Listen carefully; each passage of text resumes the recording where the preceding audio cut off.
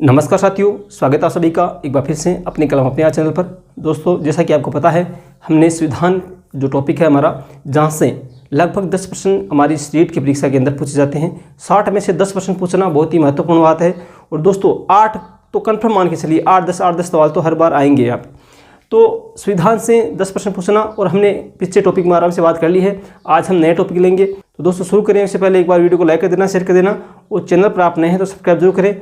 अब हम मोबाइल के स्क्रीन से आराम से बात करते हैं। जैसे कि दोस्तों आप सभी को पता है, हमने पीछे की वीडियो 2 क्लासों के माध्यम से बात कर ली है। हमारी जो भी अधिनियम लागू हुए वो, और उसके बाद अधिवेशन कौन कौन से हुए, और हमारे संविधान में किस देश से क्या क्या लिया गया है, जहाँ से प्रश्न बनने की ज़्यादा संभावनाएं रहती है। आज हम विशेष टॉपिक ले रहे हैं प्रस्तावना, जिसका दूसरा नाम उद्देशिका भी इसे कहते हैं। तो आज हम प्रस्तावना से संबंधित, दोस्तों प्रस्तावना से विशेष प्रश्न एक पक्का आएगा, पिछली परीक्षा में पूछा गया है। अब प्रश्न किस प्रकार से पूछते हैं वो आगे पूरी बात कर लेंगे हम। ये वीडियो देखने के बाद आपके प्रस्तावना से संबंधित कोई भी कन्फ्यूज नहीं रहेगा।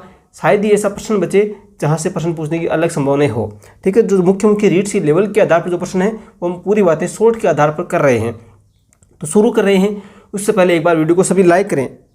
दोस्तों सभी हमारे अभी संविधान की क्लासें शुरू 3 क्लासें हो चुकी है, 2 क्लास होगी, तीसरी क्लास है। सभी अपने दोस्तों, अपने परिवार, रिलेशन में जो भी आप तैयारी कर रहे हैं उस ग्रुप में भेजें, शेयर जरूर करें, उनको यहाँ पे जोड़ें। इसके बाद हम विशेष टेस्ट सीरीज आपको पता है शुरू कर दी है। संस्कृत की टेस्ट सीरीज चालू है, महेश्वर सूत्र की हो चुकी है। मनोविज्ञान की आपके 30 का तीर्थ नाम से टेस्ट सीरीज चल रही है। सभी के आप यहाँ पे जुड़ सकते हैं। अभी विशेष रूप से संस्कृत व्याकरण की जो शिक्षण विधि है वो हमारे विशेष स्पेशलिस्ट है, वो प्रदीप जी सर, उनके द्वारा चलाई जा रही है। और संस्कृत व्याकरण आपको पूरी यहाँ पर मिल जाएगी प्लेलिस्ट के माध्यम से। वो सभी के लिंक आपको नीचे डिस्क्रिप्शन दिया हुआ है, या पहला कमेंट है उसमें रीड मोर करके आप पूरे जो लिंक है वहाँ पर मिल जाएंगे, वहाँ से देख सकते हैं। तो हम शुरू करें आज की क्लास। देखिए, प्रस्तावना या उद्देशिका यह संविधान का दर्शन है, जिसमें संपूर्ण संविधान का सार परिलक्षित होता है।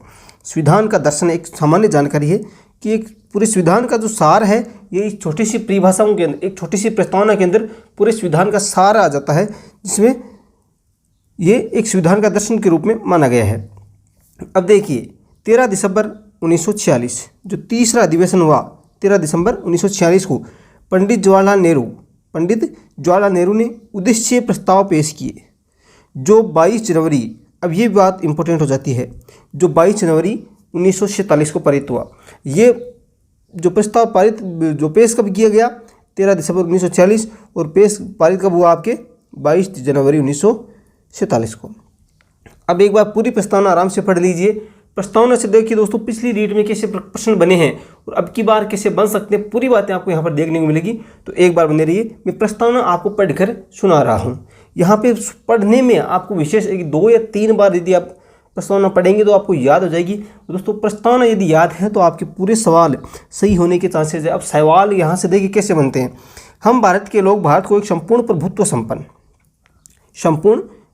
संपन्न समाजवादी पंथनिरपेक्ष लोकतंत्रात्मक गणराज्य, ये जो शब्द हैं ये आपको पकड़ने हैं, रटने हैं, ऐसे कैसे पूरी प्रस्तावना आपको आनी चाहिए।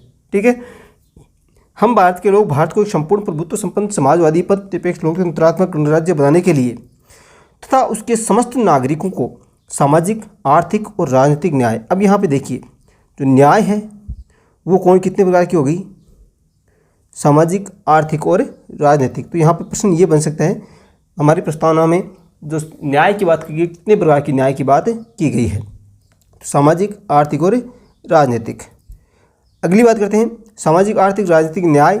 अब देखिए आगे, विचार, अभिव्यक्ति, विश्वास, धर्म और उपासना की स्वतंत्रता। क्या है, विचार, अभिव्यक्ति, विश्वास, धर्म और उपासना की स्वतंत्रता की बात कही गई। अब देखिए, ये जो स्वतंत्रता शब्द दिया गया है, इसमें कितने प्रकार की स्वतंत्रता की बात की गई है, विचार, अभिव्यक्ति, विश्वास, धर्म और उपासना, इसकी क्या है, स्वतंत्रता। प्रतिष्ठा और अवसर की समता। अब देखिए, समता कितने प्रकार की, प्रतिष्ठा और अवसर की समता, ये 2 प्रकार की होगी। इसके बाद प्रदान करने के लिए, प्रतिष्ठा और अवसर की समानता प्रदान करने के लिए तथा उन सब में व्यक्ति की गरिमा एवं राष्ट्र की एकता व अखंडता सुनिश्चित करने वाली बंधुता बढ़ाने के लिए दृढ़ संकल्प होकर अपनी संविधान सभा में आज तारीख 26 नवंबर 1949 याद रखना 26 नवंबर 1949। और अब की बार संभावना ये भी बन सकती है, जरूरी नहीं कि ये भी पूछे, तारीख ये भी पूछ सकते हैं, विक्रम संवत मिति मार्क्सिस्ट संवत 2006 विक्रमी को एतत् द्वारा इस संविधान को अंगीकृत, अधिनियमित और आत्मार्पित करते हैं।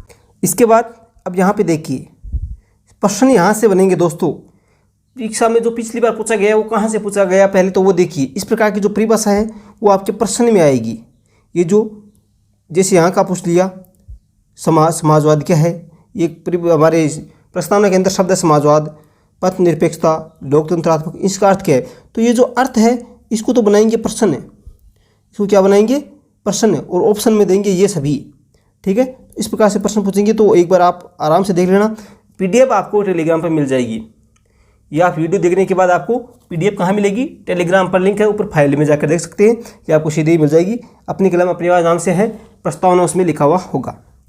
हम भारत के लोग, इसका मतलब क्या हो गया कि शक्ति के स्रोत जनता है।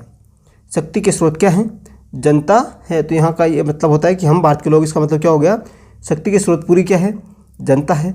राज्य की प्रकृति, अब देखिए राज्य की प्रकृति क्या है, संप्रभु, निर्णय लेने की जो स्वतंत्रता है वो सभी में है। ये राज्य की ये प्रकृति कैसी हमारे देश की, संप्रभु है, जो निर्णय लेने की आज़ादी है वो सभी को है। समाजवाद, समाजवाद इसका मतलब देखिए लोकतांत्रिक समाजवाद को अपनाया। हमारे समाजवाद कैसा है, समाजवाद लोकतांत्रिक। अब लोकतांत्रिक का मतलब हम यहाँ पे देखेंगे तो यहाँ पे समाजवाद कैसा है, लोकतांत्रिक समाजवाद को अपनाया। पंथ निरपेक्षता, इसका मतलब कि राज्य का कोई धर्म नहीं होगा तथा सभी धर्मों को समान संरक्षण दिया जाएगा। तो यहाँ पे किसी एक धर्म को हमारा जो राज धर्म है वो है उस प्रकार से नहीं माना जाएगा। राज्य का कोई धर्म नहीं होगा, सभी धर्मों को समान संरक्षण दिया जाएगा। इसका मतलब क्या हो गया, पंथ निरपेक्षता का मतलब हो गया। अगला देखिए लोकतंत्रात्मक। अब जो लोकतंत्रात्मक गणराज्य है इसका मतलब क्या होता है, तो दोस्तों इसका मतलब अप्रत्यक्ष लोकतंत्र को अपनाया है। अप्रत्यक्ष लोकतंत्र को अपनाया है जिसमें समान मताधिकार के माध्यम से जनता द्वारा अपने प्रतिनिधियों का चुनाव किया जाता है। लोकतंत्र का मतलब ही क्या है कि जनता द्वारा अपने प्रतिनिधियों को चुनना, वही क्या है लोकतंत्र का, लोकतंत्रात्मक शासन है। गणतंत्र है, अब देखिए लोकतंत्र और गणतंत्र में जो अंतर है वो देखिए। गणतंत्र का मतलब क्या हो गया कि राष्ट्रपति वंशानुगत नहीं होगा, राष्ट्रपति निर्वाचित होगा। ऐसा नहीं कि एक राष्ट्रपति हमारे देश का बन गया, राजा बन गया, राष्ट्रपति बन गया तो उसका बेटा ही राष्ट्रपति बनेगा, नहीं, राष्ट्रपति का भी क्या होगा, निर्वाचन होगा। फ्रांस से गणतंत्रात्मक शासन व्यवस्था ली गई है। निया आदि से समाज को गफा करो, गफा हमने बात की थी पिछले वीडियो में। गणतंत्रात्मक कहाँ से लिया गया है, फ्रांस से लिया गया है। अगला अब देखिए 3 प्रकार की न्याय। न्याय कितने प्रकार की, 3 प्रकार की न्याय की बात की गई है। जो प्रस्तावना जिसको याद है वो आराम से सही कर सकेगा। सामाजिक, आर्थिक और राजनीतिक न्याय। सामाजिक, आर्थिक और राजनीतिक न्याय। सामाजिक न्याय का मतलब क्या है, इससे तात्पर्य यह है कि जाति, रंग, लिंग इसके आधार पर भेदभाव नहीं किया जाएगा। हमारे समाज में जाति, लिंग, रंग जो है उसके आधार पर भेदभाव नहीं किया जाना, वही क्या है सामाजिक न्याय है। आर्थिक न्याय क्या है, ये पूछा भी गया है। सभी को समान अवसर प्रदान किया जाना, ये क्या है आर्थिक न्याय। आर्थिक रूप से सभी को समान अवसर प्रदान करना क्या है, वो आर्थिक न्याय हो गया। यहाँ से पूछ सकते हैं दोस्तों, कोई सा भी यहाँ से उठा सकते हैं। ये जो आपकी परिभाषा है वो आपको कहाँ दे देंगे प्रश्न में, और इसके वो 3 ऑप्शन दे देंगे। जैसे ये दे दिया सभी को मत देने का अधिकार तथा सभी को चुनाव लड़ने का अधिकार, तो ये कौन सा हो गया, राजनीतिक न्याय हो गया। ऑप्शन दे देंगे ए सामाजिक न्याय, बी आर्थिक न्याय, सी राजनीतिक न्याय, डी उपरोक्त सभी। तो इस प्रकार से पूछ सकते हैं। 5 प्रकार की स्वतंत्रता हमारे इस प्रस्तावना में ली गई है। कौन कौन सी है, विचार, अभिव्यक्ति, विश्वास, धर्म और उपासना। विचार की स्वतंत्रता, अभिव्यक्ति की, विश्वास की, धर्म की और उपासना की। तो ये 5 प्रकार की स्वतंत्रता बताई गई है प्रस्तावना के अंदर। तो याद रखना, आपको प्रस्तावना पूरी याद होनी चाहिए। पहली बात तो 2 प्रकार की समानता।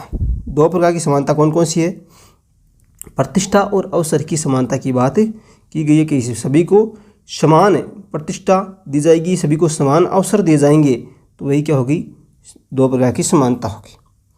अब देखिए स्वतंत्रता समानता और बंधुता, ये शब्द फ्रांस की क्रांति के प्रेरक शब्द हैं। ये जो तीन शब्द हैं, स्वतंत्रता, समानता और बंधुता, ये फ्रांस की क्रांति के प्रेरक शब्द हैं दोस्तों। वेरी इंपॉर्टेंट है, यहाँ से प्रश्न बन सकता है। और एक बात बताना भूल गया कि बहुत से स्टूडेंट हैं, उनके सवाल आ रहे हैं कि संस्कृत की क्लासें कैसे देखें। आपकी जो संस्कृत क्लासें ली गई है पूरे व्याकरण की, वो तो आपको यूट्यूब पर सर्च करना है संस्कृत, ठीक है, बाई राम सर। क्या सर्च करना है? Sanskrit by Ram sir. इस प्रकार से सर्च कर लीजिए, वो आप क्रम से देखते जाइए और उसके बाद आपके बुक में से उदाहरण, आपके प्रश्न देखने हैं। देखिए अगला, बारूबारी यूनियनवाद 1960। इसके तहत उच्चतम न्यायालय ने निर्णय लिया कि प्रस्तावना संविधान का भाग नहीं है। वेरी इंपॉर्टेंट बात है। ये सवाल इस प्रकार से पूछेंगे कि किस वाद के तहत उच्चतम न्यायालय ने निर्णय लिया कि इस प्रस्तावना संविधान का भाग नहीं है। ये बात वेरी इंपॉर्टेंट है कि किस वाद के अंदर कहा गया संविधान उच्चतम न्यायालय में कि प्रस्तावना संविधान का भाग नहीं है। तो बारूबारी यूनियनवाद 1960। बारूबारी यूनियनवाद 1960 याद रखना है। यूनियनवाद जो बारूबारी है, बार इसमें कहा गया, बार कहा गया कि नहीं है, नहीं है, नहीं है। इस प्रकार से आप याद रख सकते हैं कि 1960 में बार कहा गया बारूबारी यूनियनवाद में कि संविधान का भाग नहीं है। केशवानंद भारतीवाद, अब वापस देखिए 1973 केशवानंद जी आए और उन्होंने कह दिया कि संविधान का भाग है। देखिए इस निर्णय में न्यायालय ने अपने पूर्ववर्ती निर्णय को उलट दिया और कहा कि प्रस्तावना संविधान का भाग है। जब केशवानंद जी आए तो उन्होंने क्या कहा कि संविधान का भाग है। इस प्रकार से आप याद रख सकते हैं। केशवानंद जी ने आकर क्या उपदेश दिया कि संविधान का भाग है। कैसा भी कल्पना कीजिए आप दोस्तों, ये एक तरीका है याद करने का। आप न तो इस बातें हमेशा रट सकते हैं, रटने से 1 घंटे में, 2 घंटे में, 5 दिन में, 10 दिन में भूल सकते हैं। तो इस प्रकार से आप कल्पना करके कोई बात याद रखते हैं। जैसे परिभाषाओं की बात करें, परिभाषा हम कैसे याद करें? तो परिभाषाओं में एक शब्द, किसी क्रो एंड क्रो की परिभाषा याद करें तो उसमें एक शब्द पकड़ लीजिए कि आदत है, वो कौवे की आदत है, वो गलत होती है औरतें। तो क्रो की परिभाषा में आपको आदत शब्द उसे एक परिभाषा में दिया गया है। जो भी आप परिभाषा पढ़ें तो उस प्रकार से कल्पना, एक शब्द, 2 शब्द पकड़ लीजिए, वहाँ से आप याद कर सकते हैं, आप कभी भी नहीं भूलेंगे। तो देखिए 1973 केशवानंद भारतीवाद 1900 में कहा गया कि संविधान का भाग है। ये बात इंपॉर्टेंट है। 1960 जो बारूबारी है उसमें कहा गया कि नहीं है और 73 में कहा गया है। अगला, अतः अनुच्छेद 368 के तहत इसमें संशोधन किया जा सकता है। 368 के तहत संशोधन, संविधान संशोधन किस अनुच्छेद के तहत होता है? 368 के तहत होता है। ये बात भी इंपॉर्टेंट है। तो इसके तहत आप इस संशोधन में, इस प्रस्तावना में संशोधन कर सकते हैं। एक बात तो ये होगी, परंतु साथ में क्या शर्त रखी गई कि संविधान के मूल ढांचे में परिवर्तन नहीं होना चाहिए। मूल ढांचे में परिवर्तन नहीं हो सकता, लेकिन संविधान संशोधन कर सकते, लेकिन ये बात इसके साथ में शर्त रखी गई। LIC वाद 1995, जो LIC वाद आया 1995, इसमें 1973 के निर्णय को सही माना गया, परंतु 2 बातें और जोड़ दी गई। अब क्या बातें जोड़ी गई वो देखिए। प्रस्तावना कार्यपालिका को अतिरिक्त शक्ति नहीं देती है। प्रस्तावना जो है वो कार्यपालिका को अतिरिक्त शक्ति नहीं देती है। यह न्यायालय से परिवर्तनीय नहीं है। ये 2 बातें और जोड़ी गई। अब देखिए मुख्य जो प्रस्तावना के बारे में किन किन विद्वानों ने क्या क्या कहा है, तो वो बात भी दे सकते हैं। अल्लादी कृष्ण स्वामी अय्यर, इन्होंने क्या कहा प्रस्तावना के बारे में कि प्रस्तावना हमारे दीर्घकालिक सपनों का विचार है। अल्लादी ने कहा, अल्लादी ने कृष्ण स्वामी अय्यर, इन्होंने क्या कहा कि दीर्घकालिक सपनों का, लंबे समय का। तो अय्यर, इस प्रकार से आपने देखा होगा तारक मेहता का उल्टा चश्मा, तो इसमें कहा गया कि दीर्घकालिक सपनों का विचार है। ये किसने कहा? अल्लादी कृष्ण स्वामी अय्यर ने कहा। अगली, KM मुंशी जी ने क्या कहा? प्रस्तावना हमारी संप्रभु लोकतांत्रिक गणराज्य का भविष्य फल है। मुंशी जी क्या काम कर रहे हैं? वो भविष्य देख रहे हैं इस प्रस्तावना का। मुंशी जी प्रस्तावना का भविष्य देखकर कह रहे हैं कि प्रस्तावना हमारी संप्रभु लोकतांत्रिक गणराज्य का भविष्य फल है। अब देखिए पंडित ठाकुरदास भार्गव, वेरी इंपॉर्टेंट परिभाषा है, पंडित ठाकुरदास भार्गव। दोस्तों ये नाम विशेष रूप से यहाँ आपको अलग लगा होगा, इसमें पूरी जातियाँ इस प्रकार से समाई हुई है। एक नाम है पंडित दूसरा ठाकुर, तीसरा दास, चौथा भार्गव। ये सभी जातियों से मिलकर एक नाम बना हुआ है, पंडित ठाकुर दास भार्गव।